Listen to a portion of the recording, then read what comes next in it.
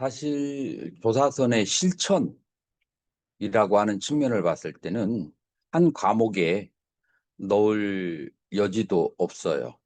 왜냐하면은 실천이라고 하는 것은 마음을 보는 거예요. 그래서 마음을 보는데 지금까지 불교에서 두 가지 방법이 있어요. 그 두 가지가 어떻게 되죠?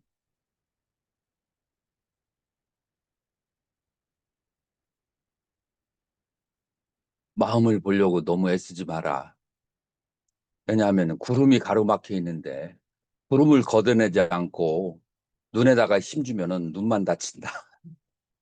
그래서 구름을 벗어내면 마음은 저절로 드러난다. 이제 이게 어떤 방법이죠? 이제 사망기진의 신수의 방법이고, 이거는 굉장히 인도에서부터 굉장한 뭐라고 할까, 그 트레디션을 가지고 있는 튼튼한, 중국에 와서도 한 대단히 튼튼한 그 수행 방법이고, 천태 수행은 어디에 속할까요? 그렇게 본다면. 천태 수행은 구차 재정을 얘기하기 때문에 이 방법에 해당해요. 그래서 중국 안에서도 이 공부하는 세력은 어, 많다라고 볼 수가 있어요. 그래서 자, 그러면 뭐만 없으면 되느냐? 마음을 잘 쓰면 돼요. 마음을 마음의 본성을 보는 데는 마음을 잘 써야 되는데, 마음을 어떻게 써야 돼요? 그냥 금강경의 그 가르침이 그대로의 대답이에요. 응무소주 이생기심이야. 매사에 머무르지 말고, 머무르지 말고를 조금 더 가시적인 언어로 표현하면 뭐가 되죠? 집착하지 말고. 그러니까 대상에 대해서 시비 분별하지 말고, 사랑하고 미워하지 말고, 네 편 내 편 가르지 말고, 네 것 내 것 가르지 말고, 그냥 모든 시비 분별을 생활 속에서 놓아버리는 수행이에요. 그러니까 이 수행은 이제 해능선이라고 이제 얘기할 수 있는데, 이 해능선에서는 특별히 좌선하는 거 권장하지 않아요. 특별히 뭐 따로 닦으려고 하는 거 권장하지 않아요. 그냥 매 순간 일체처에서 마음을 바르게 쓰면 돼요. 어떻게 쓰는 게 바르게 쓴다겠죠? 집착하지 않고. 집착하지 않는다는 것은 사랑과 미움, 네 것, 내 것을 가리지 않고 그 마음을 쓰면은 그게 바로 그 마음이 바로 본성이다. 이제 그렇게 얘기했을 때 이게 그 경지를 깨달은 사람들은 그러면은 이제 이게 무엇인지 알겠지만, 깨닫지 않은 사람은 그러면 그 상태가 어떤 상태냐? 라는 의문이 나오게 되죠. 그 의문에 대한 대답이 어디에서 온다고요? 심성론. 그래서 육조 해능대사의 그러한 수행 방법은 심과 성과 그 다음에 불성과 중생, 이 네 가지에 다 포섭되어 있어요. 이제 가장 근본이 되는 것이 해능대사가 바라보는 심과 성은 무엇을 말하는 것인가? 라는 거예요. 이제 이것이 중요하죠. 그래서 내가 이제 동춘 박사의 그 조사선이라는 이제 그 책에서 심성론에 대해서 음, 자세하게 이제 설명이 되어 있어요. 우리 같은 전문가가 봐도 알쏭달쏭한 데가 굉장히 많아요. 이유가 뭘까요?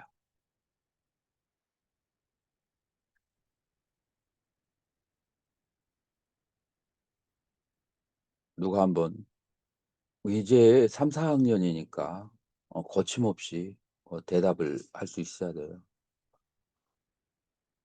관현 스님. 그 이유가 뭘까요? 그냥 스님의 생각을 얘기하면 돼요. 왜 우리는 그 해능대사의 심성론을 볼 때 알쏭달쏭하고 어려운 점이 많을까요?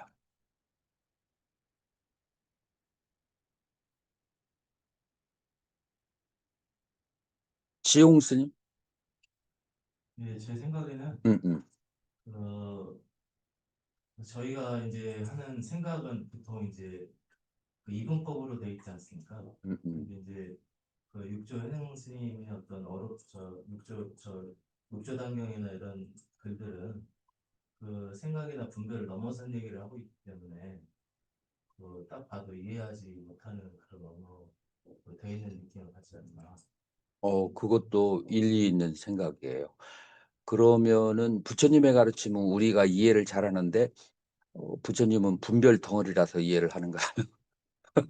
좀 그거랑은 좀 다른 것 같습니다. 그러니까 이제 음, 음. 부처님 경전이나 이런 데서는 뭐 이제 논리적으로 이렇게 말씀을 해주시니까 이제 이해가 되는 측면이 있는데, 그것이 이제 중요한 측면인데 중국 불교의 중국 사람들의 논리성과 그 다음에 인도 사람의 논리성이 달라요. 그래서 인도는 논리학이 굉장히 발달이 돼 있어서 어떠한 철학도 사상도 논리적으로 표현할 수 있어야 되고 그리고 그것을 논리적으로 표현하지 못하면 그 논리적으로 표현하지 못하면은 그 종교는 그 시대에서 자취를 감춰요. 사람들이 따라주지가 않아요. 그러면은 중국 철학은 어떤 부분이 그 더 강조되어 있을까요? 중국 철학은 논리성보다도 통찰을 중요하게 생각해요. 그러니까 우리가 언어의 구조를 봐도 알 수가 있어요. 인도어는 팔격을 가지고 있어서 은는이가 을을에게 뭐에서 뭐뭐로부터 뭐뭐의 뭐뭐 안에서 그 뒤에 조사가 8개나 되어가지고 그 앞에 있는 명사를 명확하게 규정하고 있어요. 자, 그런데 중국어에 이런 전미사가 있나요? 중국어에 이런 전미사가 없어요. 전미사가 없고 그냥 명사와 형용사와 혹은 동사가 명사가 되기도 하고 하는 것이 쭉 나열이 되어 있는데 이거는 여러 가지 가능성으로 조사가 없으니까 해석이 되지만 무슨 능력으로 이것을 해석하죠? 통찰력으로. 그러니까 우리가 강원에 가서 공부를 할 때 이제 강원에서 무슨 얘기를 하냐면은 이해가 안 가면 100번이고 1000번이고 읽어라. 그러다 보면 물리가 생기게 된다. 이게 이제 하나의 통찰이거든요. 그 통찰의 힘으로 그 언어를 이해하는 거예요. 그래서 이제 그렇게 되면은 논리성보다도 통찰력을 더 강조하게 이제 되고 이제 그렇게 되면은 논리 부분이 조금 약해지기도 이제 해요. 그러나 이제 우리 같이 빨리어나 산스크리트, 티베더를 이제 오랫동안 한 사람의 전문적인 입장으로 봤을 때 우리는 그 육조 단경을 봤을 때 그 공간에 있는 얘기를 중국 사람에게 이해하기 위해서 중국식으로 표현했지만 인도식으로 환원을 시킬 수가 쉽지는 않지만 있어요. 그 인도식으로 환원을 시켜서 이해했을 때 우리는 아, 우리는 이제 조사선을 냉정하게 바라볼 수가 있다.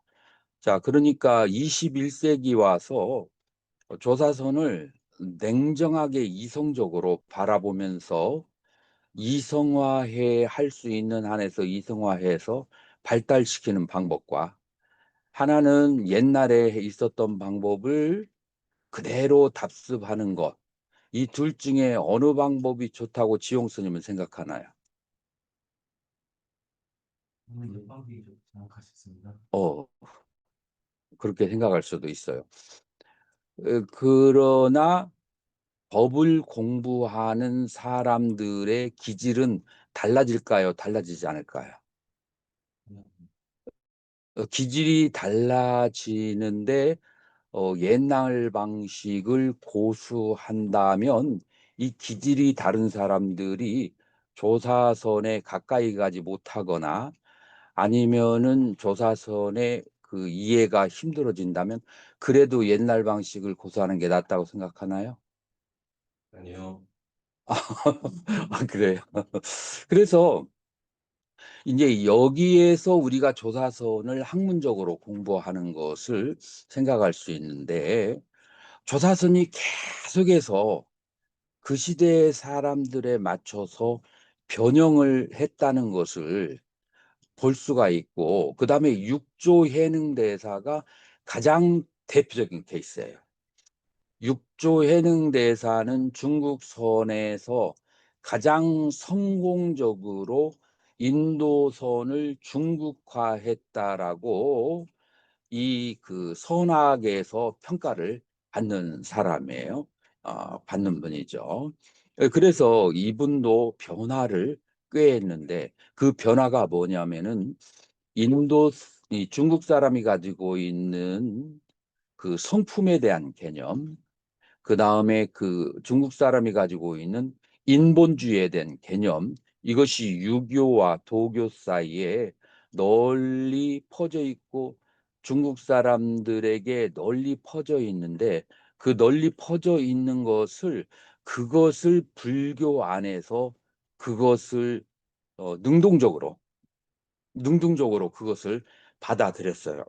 그래서 여러분들이 그거를 이 불교의 심과 성을 중국이 사람들이 생각하고 있는 심과 성 속에서 어떻게 능동적으로 사회 속으로 들어갔는지 이제 그것을 알아야 돼요. 그러니까 만약 인도 불교만 공부한 사람은 조사선을 이해하기 쉬울까요? 어려울까요? 어려워요. 왜냐하면은 이 중국 사람에게 맞춰서 중국화한 부분이 있기 때문에 이 그러한 부분을 간과한다면 조사선을 이해하기가 쉽지가 않다. 그래서 우리는 이 심이라고 하는 거에 대해서 보통 조사선이 발달한 시기에 화엄학이 발달이 돼 있어요. 그래서 화엄학의 심을 그렇게 도용해서 혹은 가져와서 그렇게 사용하는 예가 많아요. 그러면은 그 화음악의 그 인도의 그 골자인 철학이 무엇이냐면은 바로 십지경이라고 볼 수가 있어요. 산스크리트 원문으로 나와 있죠. 그래서 십지경에 육지에서 마음에 대해서 설명이 나와요. 그래서 인도에서 생각하는 그 마음이 지금 이 육제해능대사의 중국식 표현으로 어떻게 설명되었는지 비교를 해 보는 것은 그리고 만약에 가능하다면 그것을 인도식으로 환원해서 이해하다면 그것도 상당히 중요하다라고 그렇게 볼 수가 있어요. 그러면은 이해하기가 훨씬 쉬워요. 요게 한 가지 측면이고 또 다른 한 가지의 측면이라고 하는 것은 어떤 측면이 있느냐면은 음, 분별이라고 하는 측면을 조사선에서 사용하고 있는데 이 분별이 가지고 있는 그 구체적인 의미에 대해서 어, 정확하게 우리 불교에서 사용되는 그 단어로 분별이 무엇인가라고 하는 것을 우리가 알 필요가 있다. 이제 이런 두 가지 측면을 우리가 생각해 볼 필요가 있어요. 자, 그래서 이제 조사선에서는 불성론이 중요한데 이 불성론이라고 하는 것은 이제 중생 즉 불이다라고 하는 개념이에요. 이 중생이 바로 부처다라고 하는 개념은 인도 불교에서는 없는 개념이에요. 이거는 이제 어,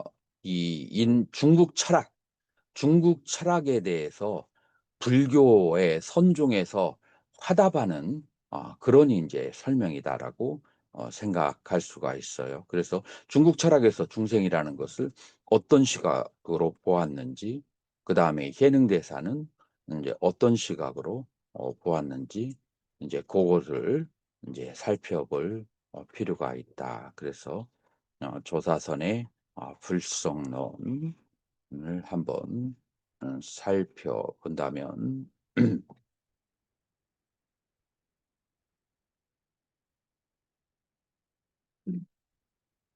일월 스님 읽어보세요. 식과 성, 심성은 조사선에 있어서 엄격하게 말하면 하나의 개념이 아니다. 선에서는 아르마리와 논리 분석을 중요시하지 않기 때문에 개념에 대해서도 엄밀하게 정의하지 않아 심과 성의 서술에 있어서도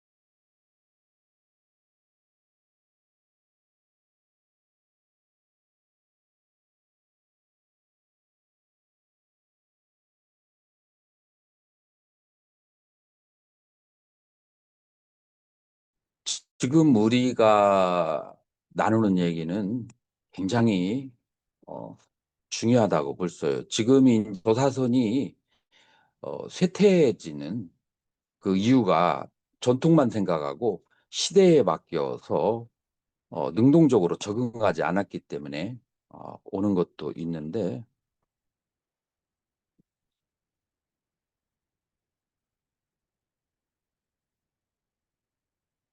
사실은 위파사나에 비해서 조사선이 더 한국적이다 라고 얘기할 수 있어요. 내가 이제 외국에 나가서 이제 인도나 다른 데 가서 유럽 사람들을 데려다 놓고 수행을 가르칠 때 위파사나를 가르치거든요.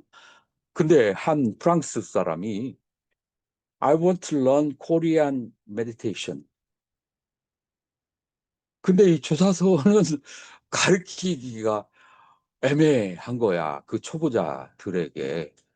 그래서 그런 얘기를 내가 여러 번 들으면서 내가 충격을 받은 적이 있어요. 내가 한국 수행을 내가 이거를 어떻게 저기를 할까 예, 생각을 많이 했는데 사실 우리 선방에 30년, 40년 이상 된 스님에게 가서 법문을 해달라 선에 대해서 하면은 그럼 안 해. 거의 대부분 무슨 말이 필요하냐고. 그래서 어떤 스님은 이제 법상에 올려놨더니 죽비 치고 가만히 앉아 있다가 내려오고 이것을 자랑으로 생각하는데 근데 지금 그렇게 되면 포기라는 측면이 어떻게 되겠어요? 포교를 이제 그렇게 하기는 어려운 거예요. 자, 그래서 우리가 여기에서 논리성이 없어도 모호하고 다의적이기 때문에 수많은 사람들이 잘못 이해했을 때 우리 그런 말이 있어요. 이 조사선에서는 천인천종, 천 사람이 수행하면 천 개의 종파가 나. 서로가 다 다를 거예요. 그게 그 이유가 무엇일까요? 공통 분모가 되는 논리가 없기 때문에 내 업 따라서 내가 수행을 하면은 내가 생각하는 것이 그것이 깨달음이야. 그리고 이 천명이 다 달라, 깨달음이. 그래서 공통 분모를 형성하기가 이제 어렵다라는 그런 단점이 있어요. 그래서 이거를 각 시대에게 주어지는 과제예요. 선방에 있는 스님들은 할 수가 없어. 이제 이렇게 승가대에서 공부하는 사람들이 이러한 문제를 고민을 하고 이러한 문제를 어떻게 적극적으로 해결할까라고 생각을 하고 여러분들의 논문에, 레포트에, 4학년 스님들은 졸업 논문에 이제 이런 것들을 진취적으로 해결하는 방법을 생각을 해 나가야 되는 거예요.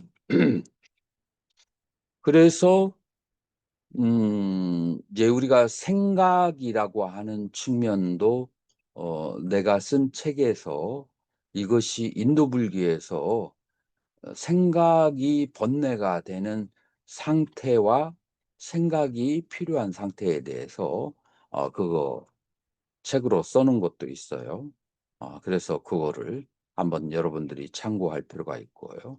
자, 심을 육조 회능 스님을 그래서 어떤 기본적인 골격을 우리는 논리적으로 가지고 있어요. 조사 있어야만. 그래서 서로 연결을 할 수가 있는 거예요. 그러면은 이제 육조 회능 스님은 심을 크게 두 가지로 봤어요. 자심과 본심 두 가지로 봤는데 이수순이 한번 읽어보세요. 자신과 본심, 해능이 마음을 논함을 대체로 두 가지로 나누어 볼 수 있다. 즉, 본체적인 입장과 작용적인 면에서 분별하여 논하는 것이다.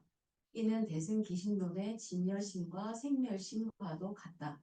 자, 그래서 이 본체적인 입장과 작용적인 입장 두 가지로 마음을 볼 수가 있는데 이제 이것을 마치 비유하자면 대승기실론의 진여심과 생멸심과도 같다라고 그렇게 말할 수가 있어요. 자, 그래서 이 해능대사가 말하는 본체적인 입장, 그 다음에 작용적인 입장에 대해서 우리는 살펴볼 필요가 있어요.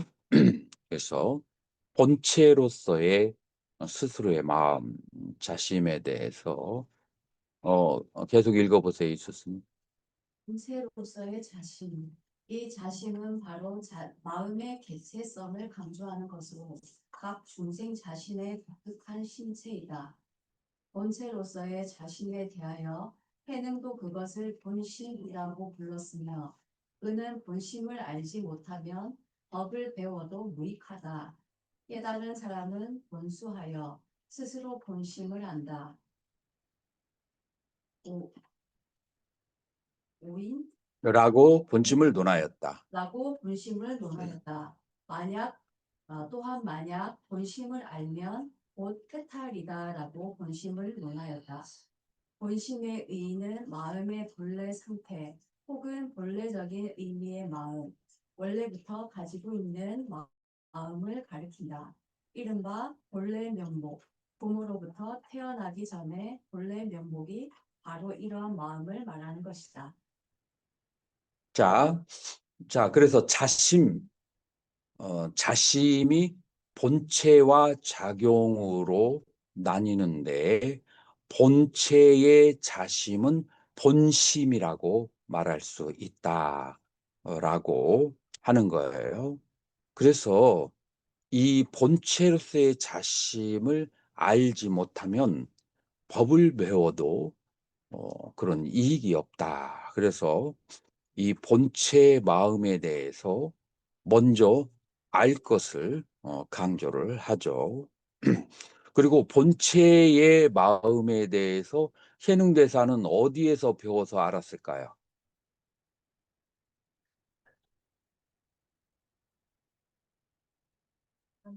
금강경. 그래서 금강경에서 계속 2장, 3장, 4장에 대해서 마음에 대해서 계속 논하잖아요. 우리 3학년 스님, 3학년 스님들 금강경의 심에 대해서 공부했었죠. 4학년은 했었는데 3학년 스님들 금강경의 심에 대해서 금강경을 이렇게 읽어가면서 금강경의 마음에 대해서 공부한 적 3학년들이 있나요? 있어요? 음, 그래요. 그러면은 한번 금강경에서 마음을 어떻게 설명했는지 나중에 우리가 한번 생각해 볼 필요가 있는데, 자, 그래서 금강경을 읽으면서 본체로서의 마음에 대해서 육조 회능 대상은 그것을 이제 인지를 했어요. 자, 그래서 일단 본심에 대해서 알아야 되고, 그 다음에 그 본심에 대해서 깨달은 사람은 돈수하여 스스로 본심을, 그래서 오입본수, 오인, 깨달은 사람은 돈수해서 자식 본심, 스스로 본심을 안다. 그래서 처음에 본심에 대해서 경전을 통해서 알고 그 다음에 깨달은 사람은 그 본심을 여기서 알 수도 있고 알식이라고 할 수도 있고 본심을 본다. 뭐 그렇게 말할 수도 있죠. 그래서 그 본심을 보는 것이 바로 뭐라? 해탈이다라고 얘기했어요. 그래서 현흥대사가 말하는 자심의 본체, 본심은 굉장히 중요하다라고 그렇게 볼 수가 있어요. 자, 이 본심을 우리 화두선에서 설명할 때 무슨 단어로 얘기해요? 본래 면목. 그래서 화두 중에 하나가 본래 미생전, 본래 면목이라는 게 있죠. 그래서 이 본래 면목이 무엇인가? 이 본래 면목이 무엇인가 하고 시신마하고 내용이 같은 거겠어요? 다른 거겠어요? 좀 더 크게, 좀 더 크게, 혼자 속으로 말하지 말고, 좀 더 크게. 같은 거죠. 어떻게 해서 같은 것이죠? 이제 그러니까 모양도 아니고 이름도 아니고 형체도 아니에요. 그 형체도 모양도 이름도 분별도 아닌 곳에 그것이 그 한 놈이 무엇인가? 요게 시신말을 간략히 줄인 거예요. 그렇게 얘기한다면 여기에 마음의 본체 혹은 본래 멸목이라고 하는 것이 바로 그런 모든 분별이 떨어진 상태를 말하는 것이다.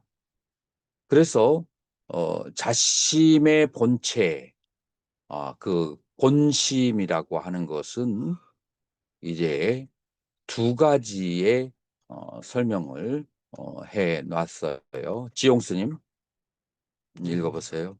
음, 자심의 본질과 두 가지 측면, 청정과 허공. 자심 혹은 본심의 본질을 해놓은 청정과 허공의 두 가지로 시작하였다. 1. 청정지성. 청정의 특징은 신수 열애선의 마음에 대한 묘사로 알고 있으나 사실상 해능의 선종도 이와 같이 보고 있다. 그러나 해능의 득법계는 변화하여 원래의 불성은 항상 청정하다, 밝은 거울은 본래 청정하다는 것이 모두 본래 무일물로 대체되어졌다. 그래서 이 청정이라고 하는 것은 북종이나 남종이나 다 동일하게 강조하는 거예요. 마음의 그 청정한. 근데 이제 해능대사는 불성 상청정. 이 불성은 항상 청정하고 명경 본 청정. 그래서 맑은 거울은 본래 청정하다라고 이제 그렇게 하다가 그것을 무엇으로 대체하느냐. 이제 후기의 해능대사는 그 청정한 상태는 무일물이기 때문에 청정하다라고 그렇게 얘기했어요.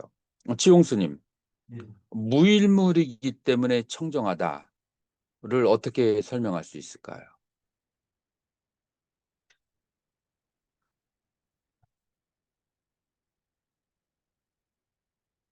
뭐,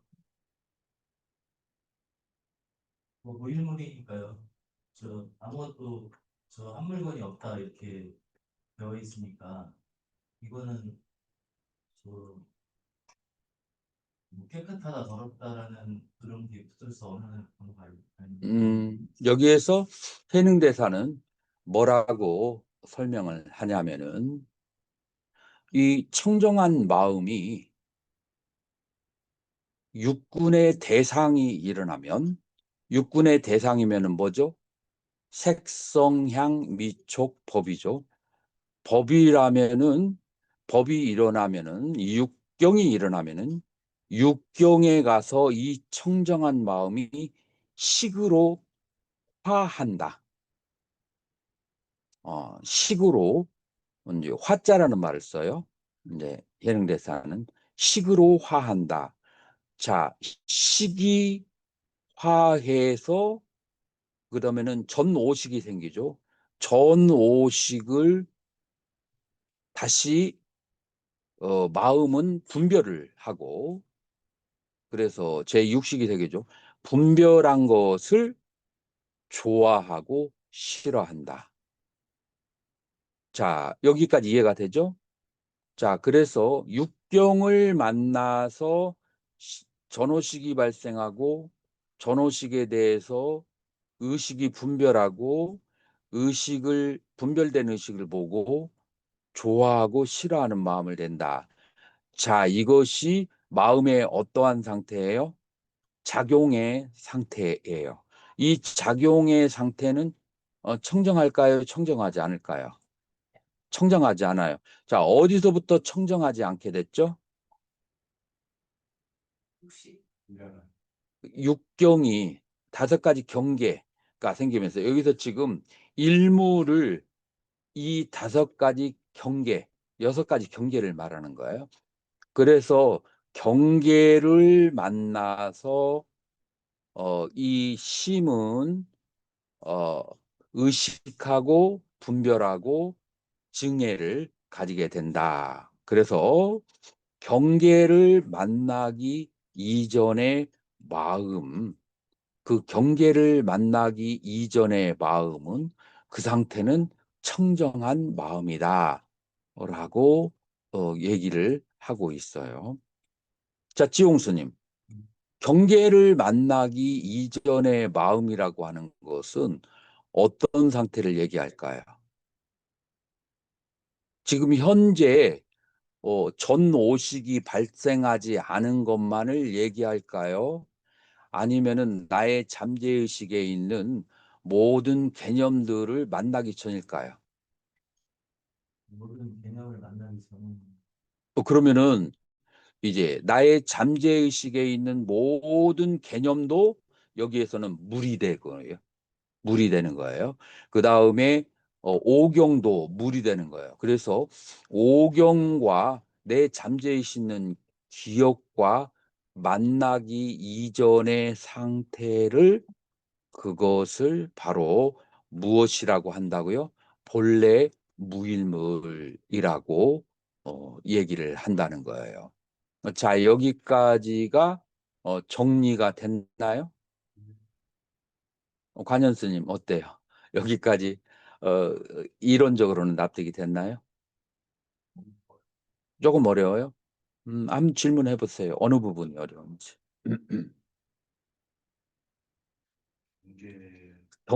경계를 만난다라고 했을 때 이 경계가 색성양 미촉이라고 얘기할 때는 이 경계 이해가 되죠. 그래서 이것은 이제 물질적인 경계예요. 자, 그런데 마음이 내 잠재의식에 있는 기억을 대상으로 생각을 할 수 있을까요? 없을까요? 생각할 수가 있죠. 누군가가 지금 갑자기 바깥에서 비가 와. 비가 와가지고 이렇게 조금 우중충해졌는데, 스님 신도가 빈대떡을 딱 가지고 대중공양을 왔어. 아니, 그렇게 하라는 게 아니고, 예를 들어서. 근데 빈대떡과 비가 딱 저기 보이니까 갑자기 누가 생각났어요? 모친. 아이, 참. 모친 살아 계세요? 그래서 모친이 갑자기 생각이 났어. 자, 지금 모친은 어디에 있었어요? 스님의 기억 속에 있었어요. 모친에 대한 여러 가지 기억들이 그 기억 속에 있었는데 마음이 다른 것에 자극을 받아서 기억을 대상으로 해서 그 기억을 억념할 때 그것도 물이 대상이 되는 거야.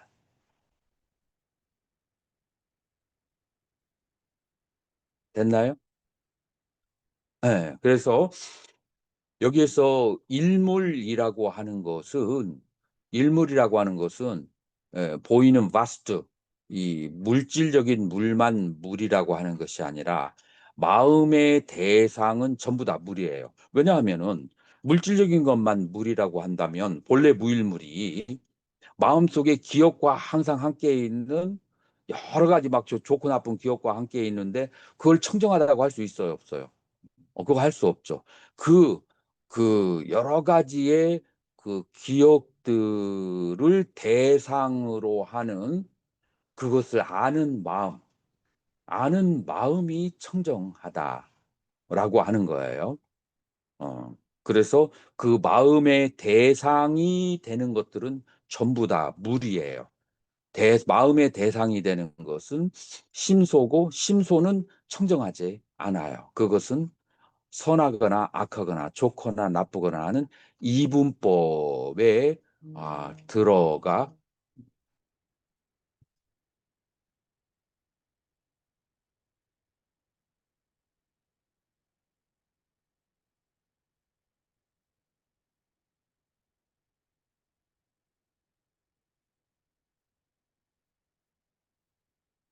이분법에 들어가 있는 거예요. 자, 그래서 여기에서 본심, 마음의 본질적인 측면, 그다음에 마음의 본질적인 측면, 그리고 마음의 그 본체가 가지고 있는 청정함, 이 청정함과 허공 두 가지로 나오는데, 이 청정함은 본래 무일물이라고 말할 수가 있고, 이 마음이 심히 심소를 만나지 않던 간에 심의 상태를 이 그 본래 무일물의 상태라고 말할 수가 있다라고 하는 거예요. 지용스님, 이게 연결이 되나요? 예, 이 심을, 그러니까 이 심소가 벌어지기 이전의 심을 보는 건데, 자, 여기에서 조사선이 둘로 나눠지는데, 그러니까 심소를 가라앉혀, 풀을 막 그냥 돌로 가라앉히듯이, 그것은 남종의 방법이고, 아니, 북종의 방법이고, 그 다음에 심이 있건 말건 간에, 아니, 심소가 있건 말건 간에, 심소가 일어날 때도 반드시 뭐가 있어요? 심이 있어요.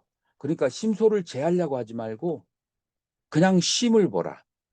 라고 하는 것이 어느 학파라고요? 홍주종의 수행이다. 라고 하는 거예요. 양쪽 다 목표는 뭐예요? 청정심을 보려고 하는 거야.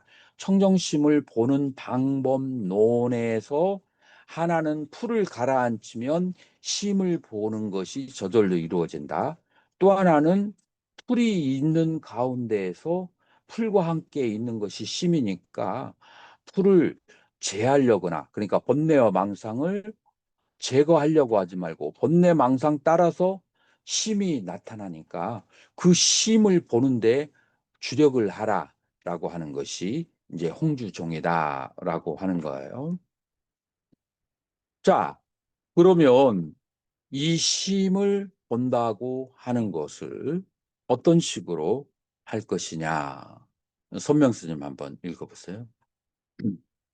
해능은 법어 가운데 항상 청정을 언급하고 있으며 단경에서도 다음과 같이 설하고 있다.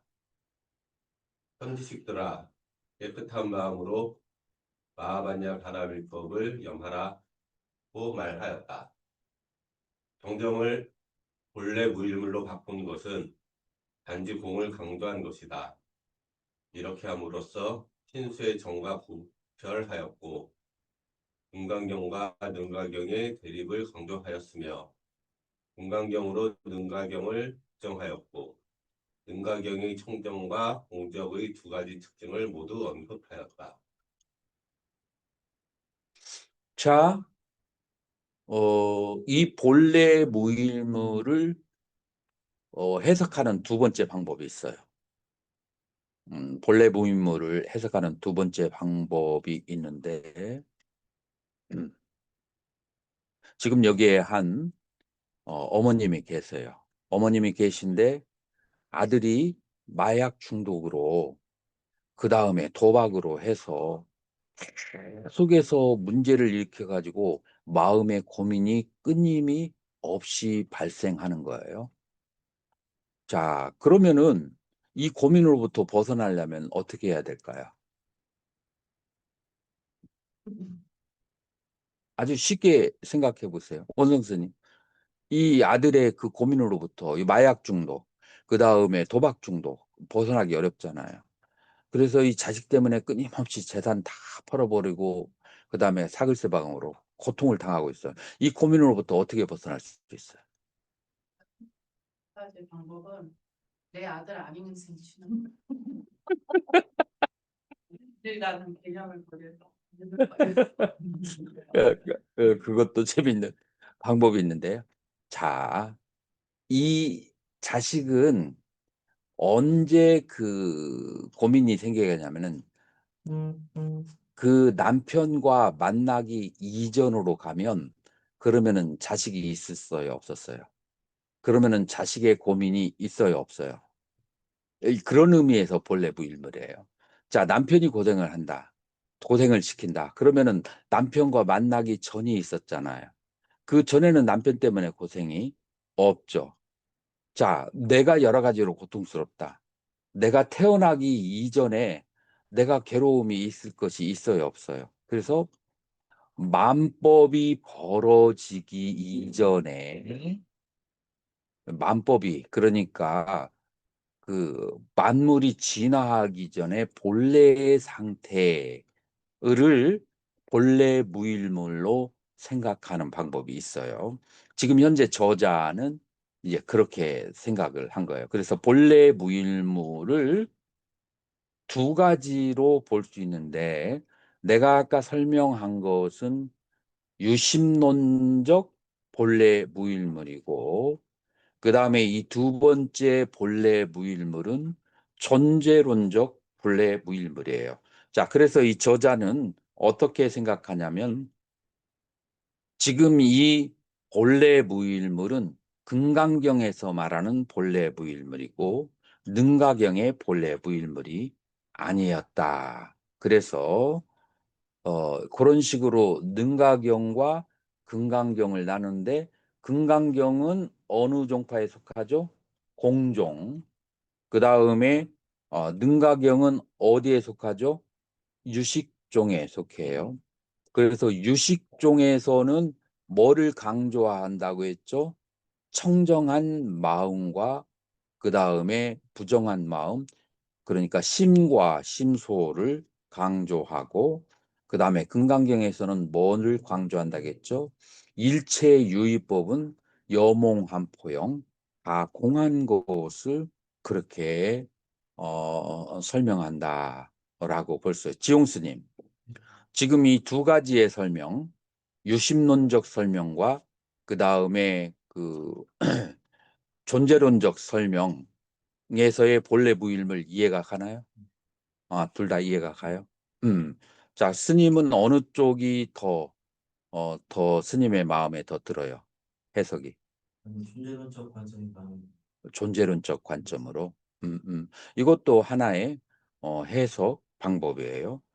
이 존재론적 관점은 뭐냐면은 모든 것이 실제로 발생하지 않아야만 돼요. 모든 것이 발생하지 않아야 되는. 그런데 지금 이 세상을 살면서 모든 것이 그 본래 무일물의 상태로 돌아갈 수가 있어요, 없어요? 나 본래 무일물의 상태로 돌아갈 수 없으니까 지금 현재 이 마음과 그 다음에 마음이 대상에 대해서 분별하려고 하는 것, 그것을 가지고 수행하는 수밖에 없는 거예요. 자, 그래서 중간에 존재론적인 것과 유식의 유심론적인 방법을 만약에 하이어라키, 높낮이를 매긴다면은 불교학자들은 어떻게 얘기하느냐면은 유식의 유심론적 방법으로 수행의 도를 삼고 그 다음에 중간에 존재론적인 물물은 과로 삼는다. 그것은 결과에서 얻어지는 것이지 지금 현재 상태에서는 그 완전히 없는 상태를 우리는 경험하기가 어렵다. 그래서 유심론은 도, 수행의 방법론으로 삼는 것이 이제 좋다라고 이제 그렇게 얘기할 수가 있죠.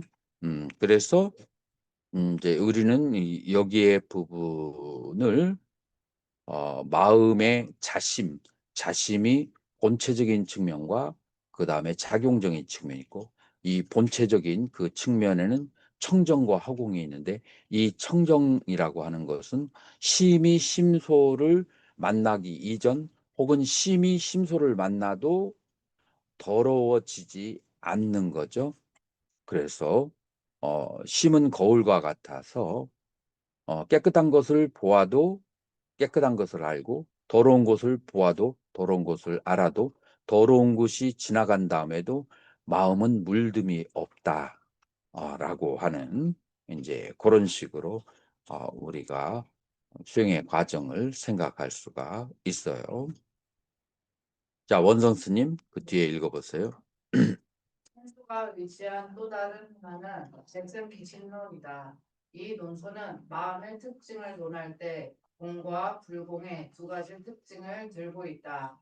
즉, 공성으로 말미암아서 무념, 무념을 말하고 불공으로 말미암아서 모든 선법의 본체를 실유로 여겨 자체에 부족되어 있는 무르성의 공덕이라 하였으므로 이른바 불공은 청정지성을 말하는 것이다. 이러한 점에서 보면 해능과 신수의 차별이 그다지 크지 않음을 살필 수 있다. 자, 여기에서 이게 대승기실론의 공과 불공의 측면에서 이 청정을 얘기할 수가 있어요.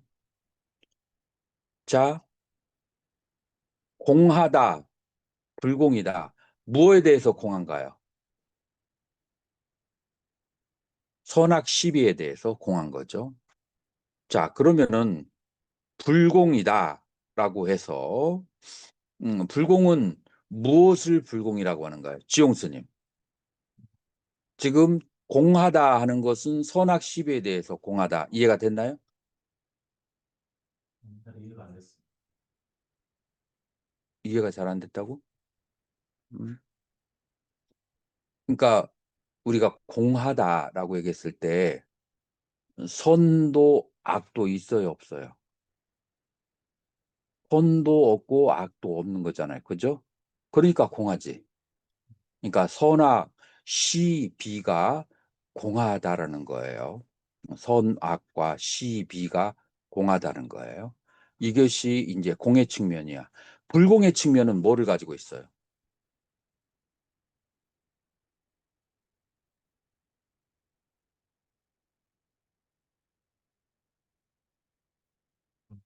아는 마음이 있어야지. 아는 마음이 없으면은 목적과 같잖아. 그래서 아는 마음은 불공하고 그 다음에 이 아는 마음이 이 심소의 선악에 물들지 않으면 그러면은 불공이죠. 자, 그래서 청정심이 다시 이제 돌아오는 거야. 자신과 청정심의 그런 본성은 불공이에요. 아는 마음이 있어. 그래야 목적이 아니지. 그 다음에 무엇에 대해서 공해야 돼요? 심소에 대해서, 선악, 시비에 대해서 공해야 된다. 그래서 이 청정한 마음은 공과 불공의 두 가지 측면을 가지고 있어야 된다. 이수스님, 이해가 되나요?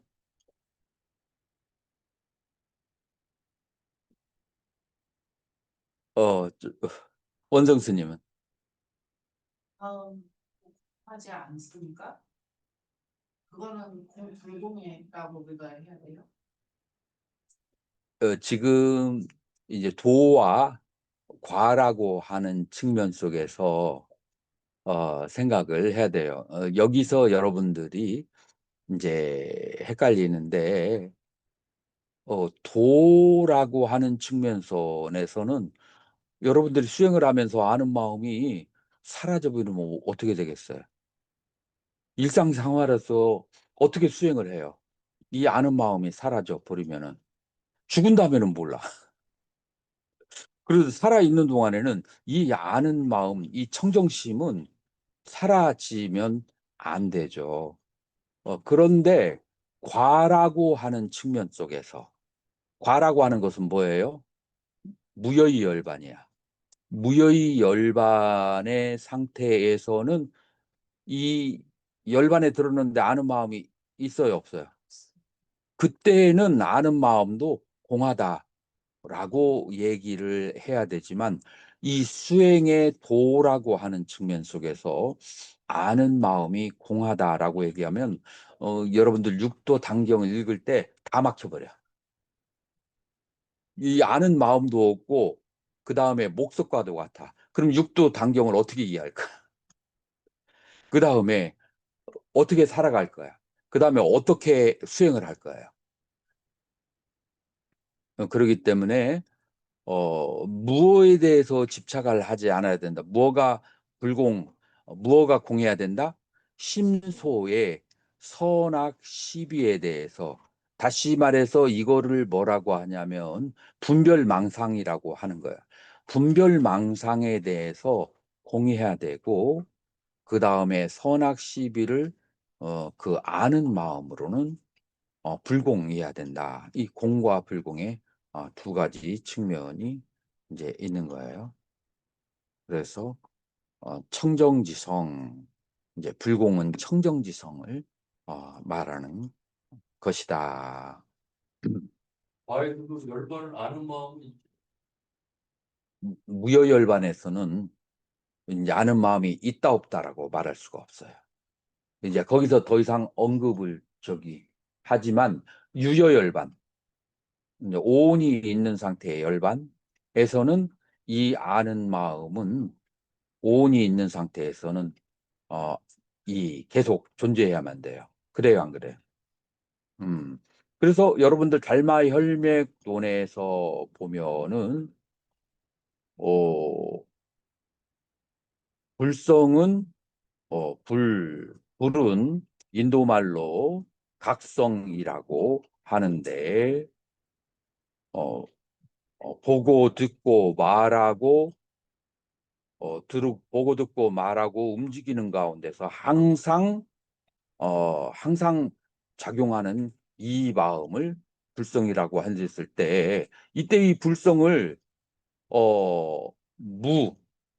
아는 마음이 아니고 그냥 공이라고 얘기하면은 그러면은 이게 적용이 되겠어요, 안 되겠어요? 보고 듣고 말하고 그 다음에 움직일 때 공이 보고 듣고 말하고 움직인다. 이거 이치가 안 맞잖아요. 그 아는 마음이 이 속에서 항상 같이 작용을 하는 거예요. 그런데 결과론적으로 수행이 다 끝나고 나서 완전한 열반에 들게 되면은 이 아는 마음도 어떻다고요? 공하게 되는 거죠. 그것은 과로 나타나는 현상이지 수행하는 중간에 나타나는 현상이 아니다. 라고 하는 거예요. 그래서 그 두 개는 조금 이렇게 분리해서 생각을 할 필요가 있어요. 음.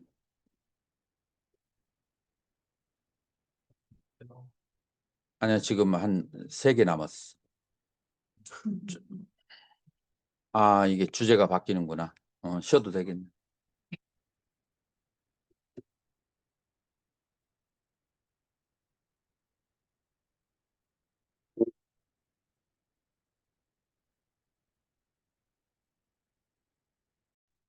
그렇죠.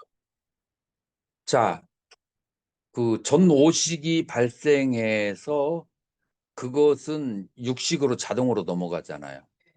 그 육식으로 넘어가면서 칠식으로 가는 전오식이 본래인이 된다는 거죠. 그래서 그 원인이 되기 때문에 그렇지 그것 자체가 본래라는 것은 아니에요. 지금 여기에서 강조하는 것은 대상을 얘기한 거야. 음. 청정심이라고 치환하는 거는 또 오류가 되겠네요. 왜냐하면 전오식은 마음과 대상이 있잖아요. 그 두 개가 합쳐져 있는 게 전오식이에요. 그래서 심은 대상과 함께 일어나지만 대상에 물들지 않는 그 상태를 심이라고 하잖아요. 차이가 있죠. 음. 그래서 이수 스님이 질문하는 것처럼 부모 미생전을 글자 그대로 이해하면 그 부모에게서 태어나기 이전에도 업식이 남아 있잖아요. 그 업식에 있는 상태가 본청정이냐? 그건 아니죠. 그 부모에게 태어나기 이전에 최초의 그런 상태를 얘기하는 거죠. 근데 지금 공종에서 이해하는 방식과 그 다음에 성종에서 이해하는 방식이 다르다는 것은 저번 시간에도 얘기했죠. 그래서 지금 현재 우리는 누구의 설명을 하냐면은 성종의 시초가 되는 해능대사의 입장에서 설명을 하기 때문에 일단 공종보다도 성종의 입장에서 설명을 하고 있어요. 그래서 어느 것이 맞다 그러다가 아니라 지금 현재의 입장이 성종이고, 성종이라고 하는 것은 모든 생각이 다 쓸어버린 그걸 민절무기라고 하는데, 모든 것을 다 쓸어버린. Sorry. 예. 네, 보감다에 몇 시쯤에 도착하시나요?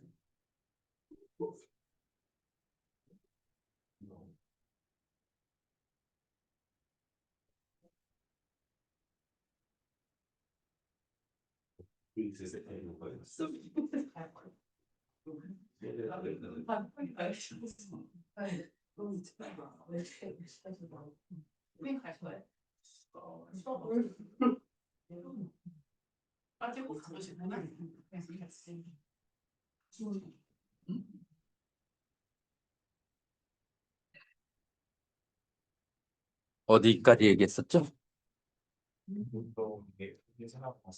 그, 저기에 의하면, 우리 도서에서 기봉 종일 스님은 공종을 민절무기용이라고 모든 것을 다 쓸어버려서 무기, 그, 아는 마음도 없는 그런 상태라고 얘기했는데, 공종은 아는 마음도 이제 없는 상태를 얘기를 하는 반면에, 성종에서는 아는 마음을 강조하는데, 이 아는 마음의 그 연원이 어디서부터 시작돼요? 달마 혈맹론에서부터 달마 대사가 강조한 거예요. 그래서 이 아는 마음이 모든 번뇌가 일어날 때도 같이 하기 때문에, 그 마음으로 그 마음을 바라보게 되면, 그러면은 그 마음은 청정한 본체를 보고에 되는 것이고, 24시에 계속해서 그 청정한 마음으로 돌아간다면 그것이 바로 깨달음이다. 라고 하는 것이 성종의 특징이에요. 자, 그래서 청정성에 대해서 이렇게 얘기를 했고, 그 다음에는 허공지성을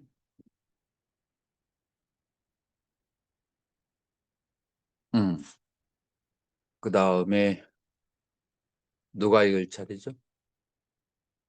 스님이 읽을 차례.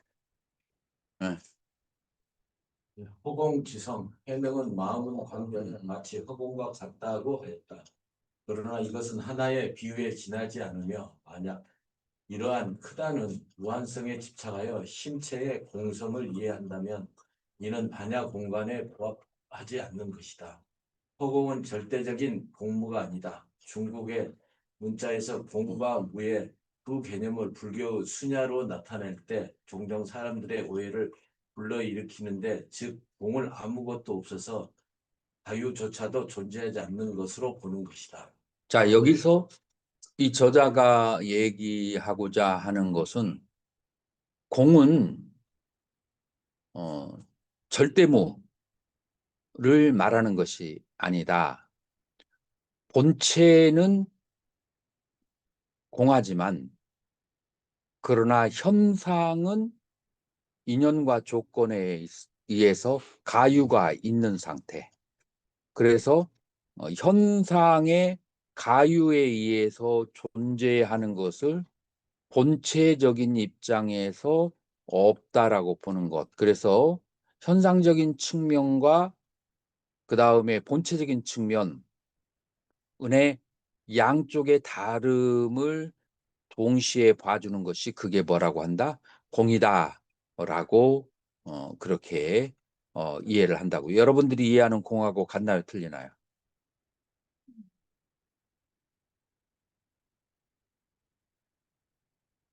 같아요, 틀려요? 이수 스님이 이해하는 공은 뭐예요?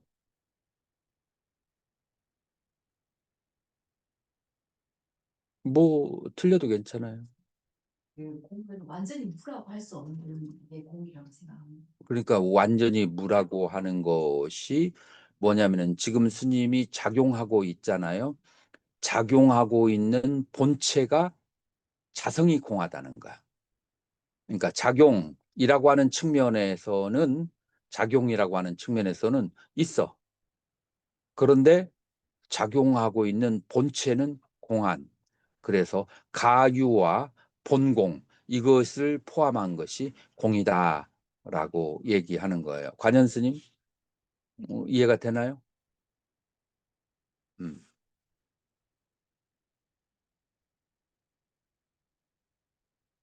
자, 월견 스님. 예. 또한 노자가 말하는 무도 절대적인 무를 가리키는 것이 아니며 그는 모양 없는 모양이며 형체 없는 상을 일러 황홀이라 한다. 이것을 맞이하여도 그 머리를 볼 수 없고 그것을 따라도 그 뒤를 볼 수 없다라고 하여 오직 황홀할 뿐이라고 표현하였다.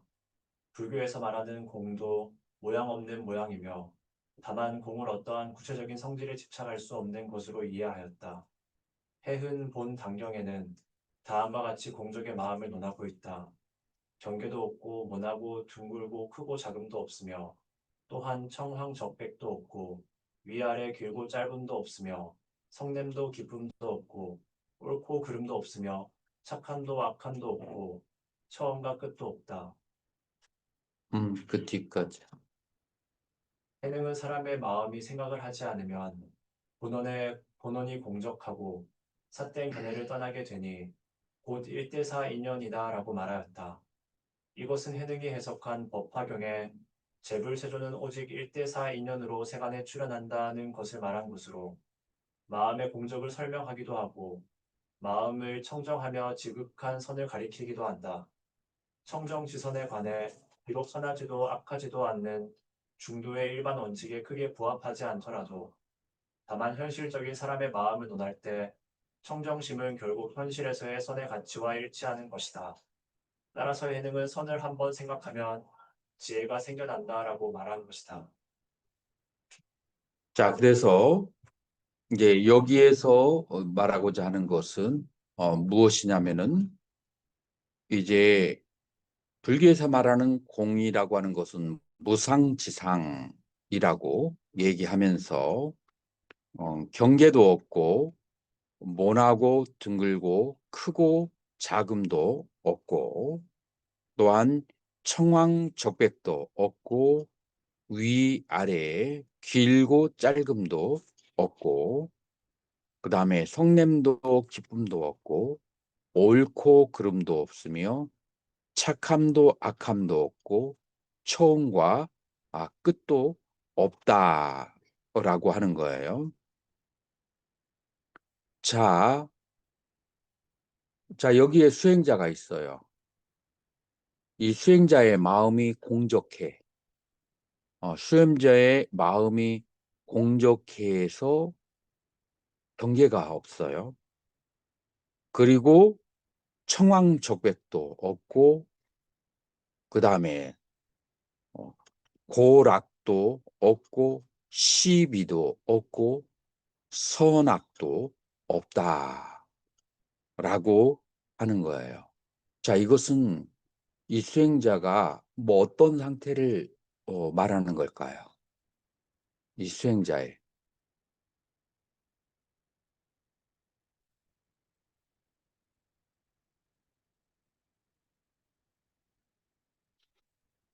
수행자가 5가지 감각기관이 있어요. 5가지 감각기관이 있고 그 다음에 이 의식이 있는데 청황적백과 모나고 둥글고 그런 것을 인식하지 못할까요? 살아있는 사람인데 살아있는 사람이니까 속냄도 기쁜 거 시비도 있고 선악도 있고 그 다음에 처음도 끝도 있어요. 수행자는 살아있으니까. 그런데 마음이 공적하면 이런 상태가 된다라고 하는 것은 이 대상이 완전히 절멸해 있거나 아니면 둘 중에 하나, 그러한 심소가 발생하는데 내 마음이 그것에 물들지 않는 상태를 얘기하거나 둘 중에 하나인 상태예요. 자, 그래서 내가 앞에서 얘기한 것은 민절무기공에 해당하는 것이고, 그리고 실제로 사람이 살면서 그런 상황이 발생하기가 쉬워요, 안 쉬워요? 심지어 토굴에서 살아도 빨주노초 파남보는 다 보이고 새소리도 있고 그 다음에 저기도 있잖아요. 오늘 토굴에 살아도 그게 있어요. 지금 여기서 얘기하는 것은 경계의 공을 말하는 것이 아니라 마음이 그런 것들을 경험하도 물들지 않는 청정지심의 상태를 말하는 것이다 라고 그렇게 볼 수가 있어요. 자, 그러면 그 다음에 작용으로서의 자심을 우리가 작용으로서의 자심을 한번 자, 선제스님. 작용지심, 이것은 해능조사선의 신법 관계에 대한 표현이다. 해능은 마음의 작용에 대하여 말할 때 함이라는 글자를 부각시켰는데 이는 화음종에서 설하는 함용, 함석과 같은 것으로 만법이 자신 중에 포함되어 있음을 가리키는 것이다. 해능은 다음과 같이 말하였다. 마음은 광대하여 마치 허공과 같다. 허공은 1월 성신을 품을 수 있다. 산하대지, 일체초목, 악인과 선인, 악법과 선법, 천당과 지옥은 모두 공 가운데 있다. 자, 여기에서 마음이 가지고 있는 청정심과 작용심을 가지고 있는데 여기에서 작용지심 가운데서 뭐라고 얘기하냐면은 포함한 머금을 함자를 사용했어요. 머금을 함자, 함용, 함섭을 얘기하는데 무엇을 머금고 있어요? 마음이 만법을 머금고 있어요. 그 만법은 뭐냐면은 일체의 산하대지와 그 다음에 우리가 갈 수 있는 천상에서 지옥까지와 그 다음에 개념인 선법과 악법, 이 모든 것을 다 얘기하는 거예요. 자, 그래서 그것은 물질이 됐던 간에 아니면은 우리가 태어나는 사막도와 삼선도가 됐던 간에 아니면은 그것이 개념인 선과 악이라는 개념이든 간에 그 모든 것을 마음이 포섭하다. 마음이 머금는다. 함용, 감섭이라고 했어요. 이게 마음의 작용이라고 하는 거예요. 자, 선재스님, 여기에서 마음이 이 만법을 머금고 있다, 포함하고 있다를 스님은 어떤 식으로 이해할 수 있어요?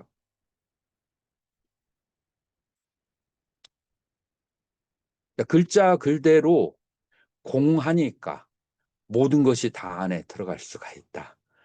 라고 생각할 수도 있지만 또 수행자의 입장에서 봤을 때는 지금 여기서 우리가 마음을 얘기했잖아요. 그러면 무슨 마음을 지금 얘기할까요? 청정심을 얘기해서 청정심은 우리가 이해하기 쉽게 말하면은 심과 심소로 나눠서 이 모든 대상들은 다 심소인데 이 마음이 모든 것을 알아야만이 이 모든 것이 다 이해할 수 있기 때문에 마음이 마음법을 머금고 있다라고 그렇게 할 수가 있는 거예요. 이거를 유식이나 아니면은 유식이나 아니면은 서ril체유부에서는 논리적인 언어로서 신과 심소로 얘기하지만 이 지금 이게 중국식 문학적인 표현이 되는 거예요. 그래서 이 문학적인 표현을 논리적인 표현으로 그것을 우리가 이해할 필요가 있다라고 하는 거예요. 자, 그렇게 했을 때 우리는 지금 이 말이 무엇을 말하는지, 마음의 작용은, 마음이 작용할 때는, 자, 어떻게 작용한다고 했죠, 아까? 마음이 작용할 때 전호식이 오경을 대상해서 작용하고, 전호식에 대해서 육식이 발생하고, 육식이 발생한 것을 좋아하고 싫어하는 칠식이 발생하고, 그 다음에 그것이 낙사해서 어디로 가요? 팔식으로 들어가요. 이 모든 과정 속에서 마음이 작용을 해야 하네요. 마음이 작용하네. 그러니까 이것이 마음법을 머금고 있다라고 그렇게 말할 수가 있는 것이죠.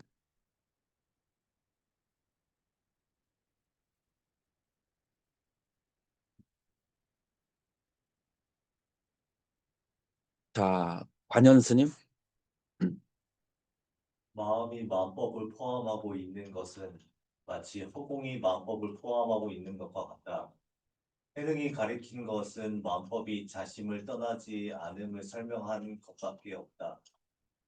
이는 모두 나의 본심을 의지하는 것이며 마음의 이러한 본체를 지위적 출발해서 마음법을 본다면 마음법은 모두 궁인 것이다.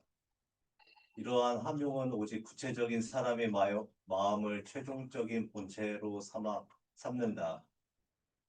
각자의 구체적인 마음에 대하여 말한다면 각자 마음 밖의 모든 것은 각자 자신을 포함하는 범위이고 다른 사람의 본심을 포괄하고 있다.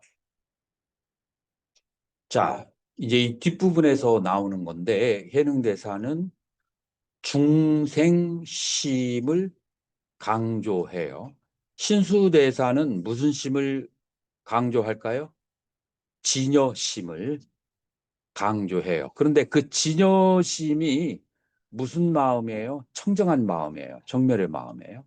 이 정멸의 마음이 중생에 있어요, 없어요? 중생에게 있죠. 이 마음은 범성을 가리지 않는다. 범부에게도 있고 성인에게도 있어요. 그 아는 마음은. 그리고 아는 마음이 청정지심이야. 범부와 성인에게 모두에게 있는 것이 범성지성이 이 마음이다. 라고 한다면은 이것이 수행을 해서 이 청정한 마음을 획득하는 것을 진여심이라고 그렇게 얘기했어요. 그래서 번뇌가 사라져야 이 청정심이 나타난다는 신수대사의 그런 견해라고 한다면 해능대사는 어떤 견해죠? 그 번뇌가 작용하는 과정 속에서 항상 이 청정심은 같이 드러난다. 그래서 성스러운 마음에도 청정심은 같이 있고, 그 다음에 번뇌의 마음에도 이 마음 청정심은 같이 있어서 작용을 한다. 그러니까 이 마음은 누구에게도 있다? 중생에게도 있다. 그래서 중생심이라는 단어를 강조를 해요. 해능대사는 모든 생명에게 이 아는 마음이 다 있다라고 해서 중생심이 되는 거예요. 자, 그러면은 이 중생심이라고 하는 것, 중생에게 있는 마음은 무슨 마음이에요? 아는 마음이다. 라고 하는 거예요. 그래서 이 아는 마음이 마음법을 포함하고 있다. 라고 하는 것이 그것이 해능대 가사가 말하는 작용의 마음이다. 마음이 작용할 때는 마음법을 머금고 있다. 이렇게 정의를 내릴 수가 있어요. 어떻게 정리가 되나요? 음.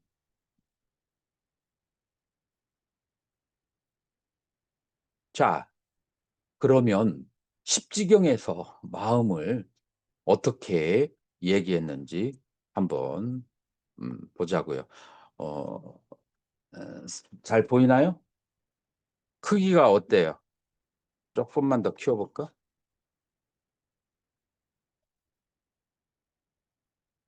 저 뒤에 지용수님 보이나요? 그래서 음, 음.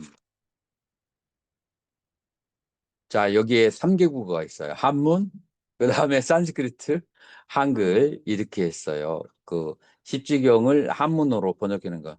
소원, 3개 차유지심.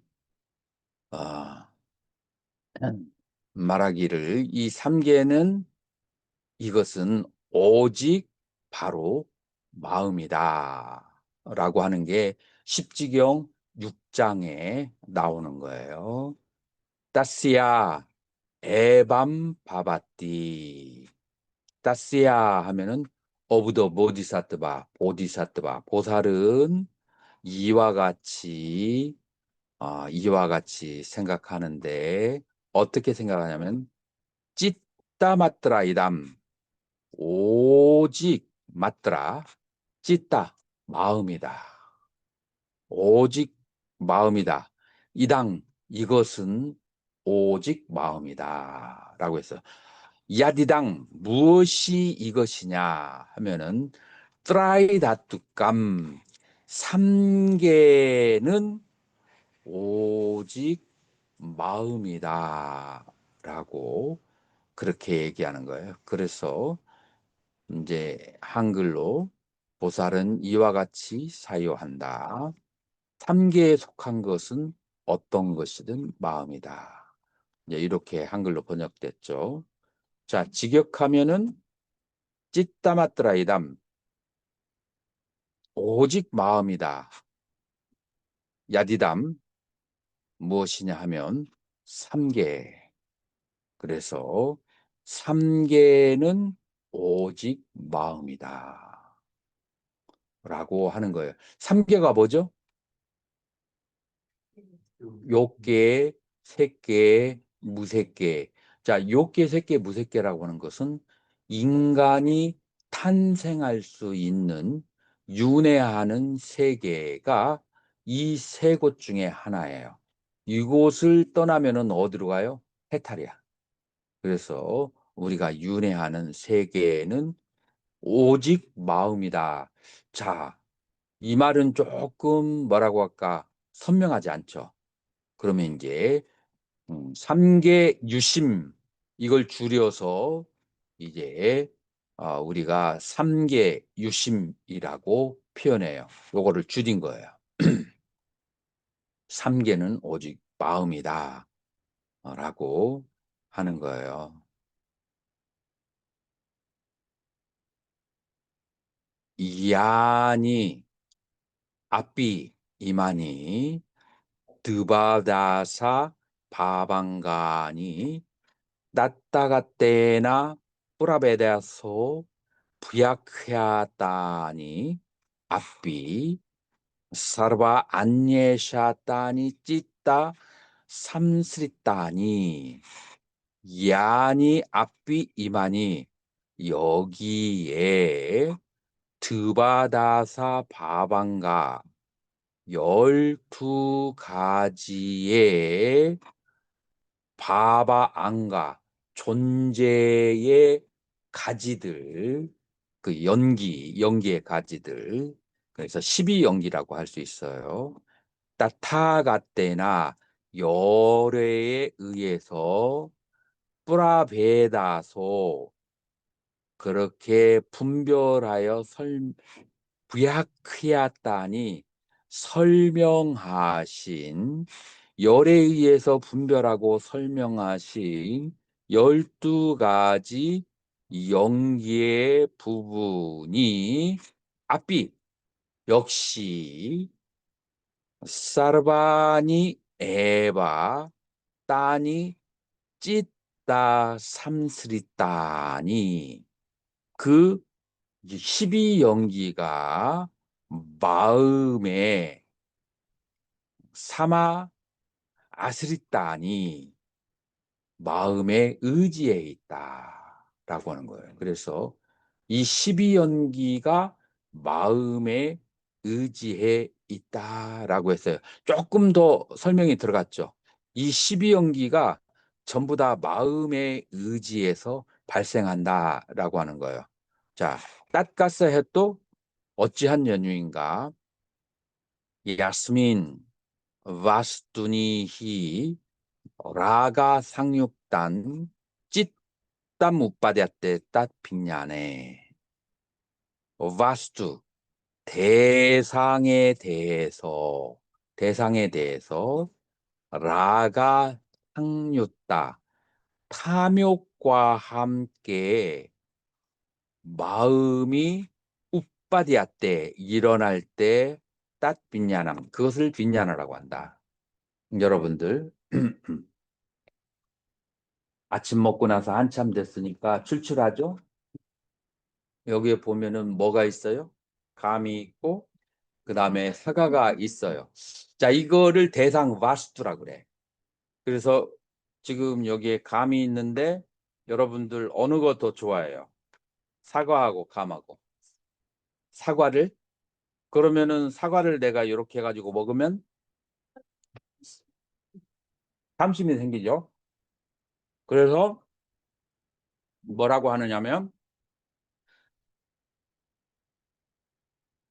대상에 대해서 마음이 일어날 때 마음이 무엇과 함께 나가 탐욕과 함께 마음이 일어날 때 윈냐나라고 하는 거예요. 대상에 대해서 마음이 일어날 때 윈냐나.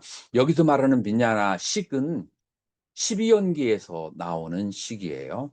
12연기에서 무명, 연행, 행연식, 식연, 명색 할 때 식이에요. 그 식이 일어나고 와스투 삼스카라. 그래서 와스투 삼스카레 아스민 모하 아비띠아. 대상에 대해서 삼스카레 대상에 대해서 행이 일어날 때 와스투 삼스카레 어떤 행이 일어나냐면은 대상에 대해서 모하 미혹한 것이 무명이고 대상에 대해서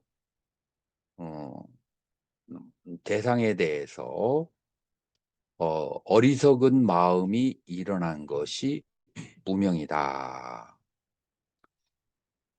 그 다음에 와스투 삼스카라 대상은 행이다.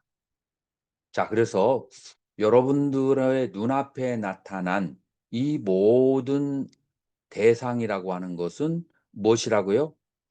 여러분들의 잠재된 욕구에 의해서 발생한 것이라서 대상은 행이고 그 다음에 이 대상에 대해서 무지가 발생했을 때, 미혹했을 때, 그랬을 때 그거를 무명이다 라고 하는 거예요.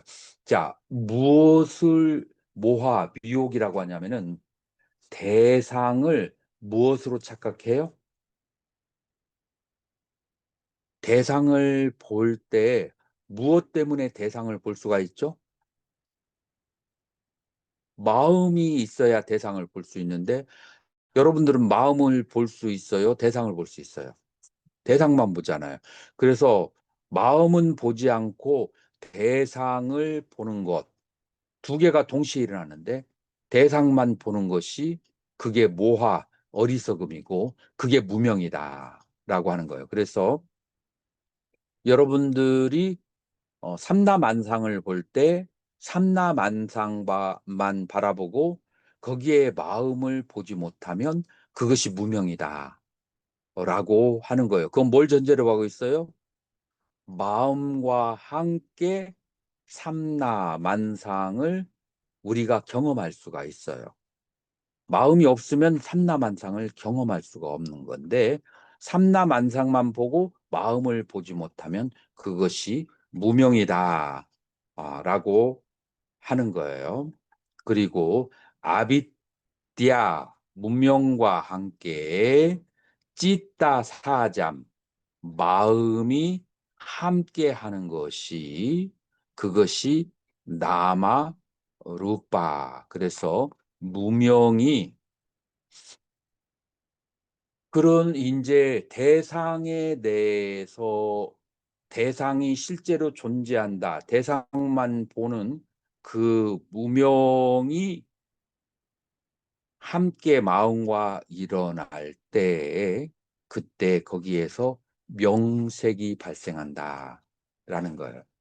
지금 여기 있는 것을 우리가 12연기를 공부하는 것이 목적이 아니에요. 그렇기 때문에 12연기는 이제 옆으로 차치하고 지금 여기에서 설명하고자 하는 것은 뭐예요? 무명이 일어날 때도 마음을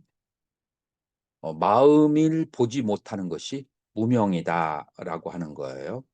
자, 그리고 앞에 마음이 대상에 대해서 탐심이 발생할 때 식이 발생하는 것이에요. 그래서 식은 마음과 대상이 결합해서 식이 발생하는 거예요. 그래서 식도 마음이 있어야 되고, 그래서 앞에서 뭐라고 하냐면은 사르바니 에바 따니 찌따 삼슬따니, 이 10연기가 모두 마음의 의지에서 발생을 한다라고 하는 거예요.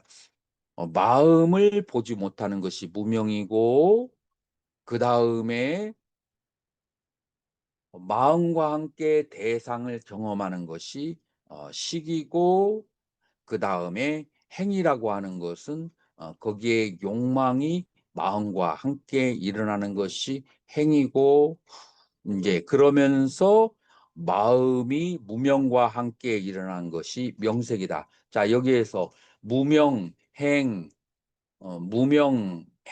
식, 면색이 전부 다 어디에 의지해서 일어난다고요? 마음의 의지에서 일어난다. 마음이 없으면 그러면은 이 12연기가 일어나지가 않는다. 그래서 이 마음이 무명에서부터 시작해서 생로병사 우비고내민에 이르기까지 항상 같이 작용하기 때문에 마음의 의지에서 12연기가 일어난다라고 하고, 그러기 때문에 찌따마뜨라 이담 오직 마음이다. 이 삼계라고 하는 것은 오직 삼계 유심, 오직 마음인데, 마음이 있을 때 삼계는 인식되어지고 삼계는 벌어지게 된다. 자, 이 마음은 지금 무슨 마음이에요? 대상을 아는 마음. 대상을 알되 이 무명에서부터 그 다음에 생로병사 우비고나면까지 다 알되, 이 무명에서 생로병사를 물든 적이 있나요, 없나요? 물든 적이 없어요. 그래서 대상을 모두 알되 대상에 물들지 않고 작용하는 이 마음을 삼계 유심이라. 삼계는 오직 마음에 의지한다 라는 삼계 유심이에요. 이런 그 경전과 설명 삼계 유심을 들어본 적 있어요, 없어요? 없어요? 에? 능가경에서. 지금 이게 십지경, 그 화엄경의 가장 이제 에센스, 오리지널 화엄경이라고 하죠. 거기에서 십지경의 육지에서 나오는 그 원문과 함께 있는 마음에 대한 음, 해석이에요. 그래서 자, 아까 우리가 해능대사에 그 설명한 마음을 어떻게 얘기했냐면은 마음과 심과 성이라고 하는 측면에서 마음은 뭐라고 얘기했죠? 마음에는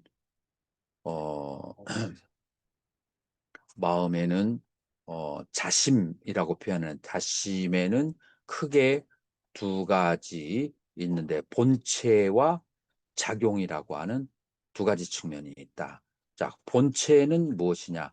청정과 허공의 상태가 본체의 것이다. 작용은 무엇인가?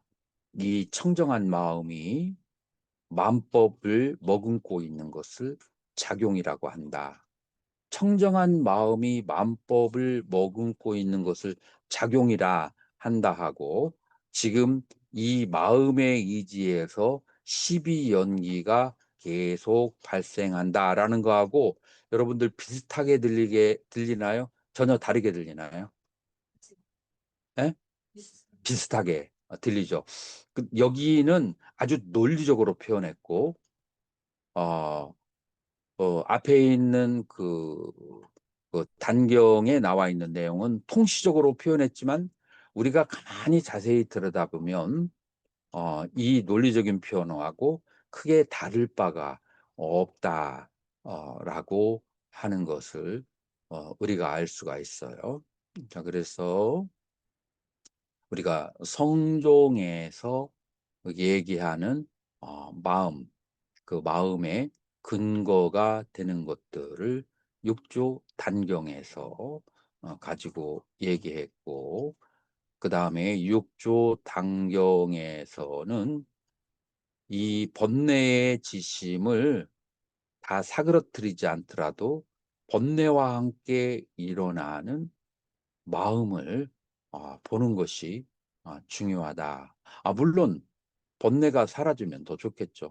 그러나 이 마음은 좋은 생각을 할 때도 일어나고, 악한 생각을 할 때도 일어나고, 무명과 함께도 일어나고, 그 다음에 생로병사에도 일어나고, 그 마음은 항상 무리에 함께 같이 있으면서, 그래서 선과 악을 비추되 선과 악에 물들지 않는 것이다.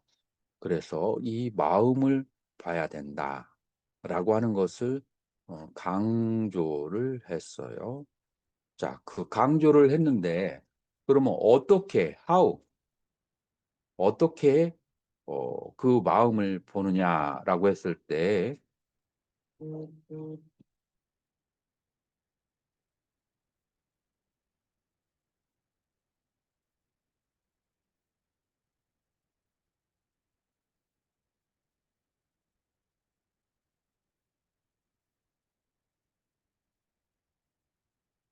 음, 자,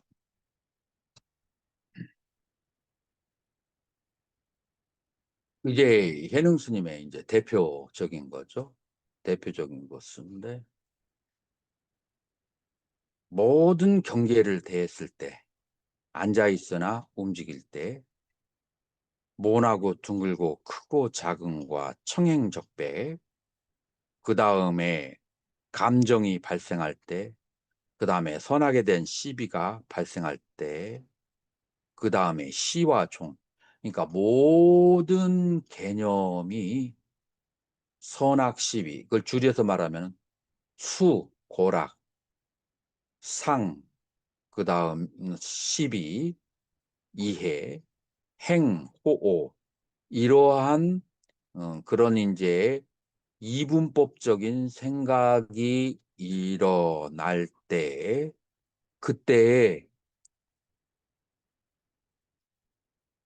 그것도 아닌 이 마음은 무엇인가 시신마. 항상 경계가 일어났을 때 이것도 아닌 그 마음은 무엇인가 라고 계속 화두를 드는 거, 이것이 이제 하나의 방법이에요. 자, 이 방법의 만약에 사람은 여러 가지 인연이 있어요. 그래서 잘 와닿지 않으면 그러면은 이것을 논리적으로 표현하는 게 뭐였어요? 법념처와 심념처예요. 나에게는 아까 십지경하고 육조 단경의 내용하고 비슷하게 보이는 것처럼 이 화두선하고 그 다음에 법념처, 심념처하고 동일한 작용이라고 그렇게 보여지는데 법이라고 하는 것은 대상이 일어날 때잖아요. 대상이 일어날 때 대상을 알아차리고 대상을 아는 마음으로 돌아온다. 자, 두 단계예요. 대상이 일어날 때, 일물이 일어날 때 대상을 알아차려요. 그 착한 생각, 악한 생각, 기쁜, 아니면 괴로운 느낌, 그 다음에 해롭다는 생각, 이롭다는 생각, 좋아하는 욕구, 싫어하는 욕구가 있을 때 알아차리고, 그 다음에 그것을 아는 마음으로 돌아온다. 이제 이것이 이제 같은 결과를 가져다 주는 거예요. 자, 여기에서 조금 뭐라고 할까 어려울 수 있어요. 그러면은 여러분들이 좀 더 쉽게 하려면 이름을 붙이는 작업을 해요. 이름을 붙이는 작업이 뭐냐면은 즐거움, 괴로움, 성남, 기뻐함, 이로움, 해로움 이라고는 이름이라고 하는 장벽을 가운데다 주면 그러면은 지금 일어난 감정들과 아는 마음 사이에 한 단계 사다리가 생기고 그 사다리가 생겼을 때 마음이 그 대상에 홀랑 빠져 있는 것을 개념을 보면서 마음이 보이게 돼요. 자, 그래서 이제 여러분들의 근기에 맞게 그 다음에 호기심, 그 다음에 저기에 맞게 법을 보았을 때 심으로 돌아오는 방법. 이제 이것이 바로 이 화두선의 요체다라고 말할 수가 있어요. 자, 오늘은 심에 대해서 심성론 중에서 심에 대해서 설명을 했고 이것으로 오늘 강의 마치도록 하겠습니다.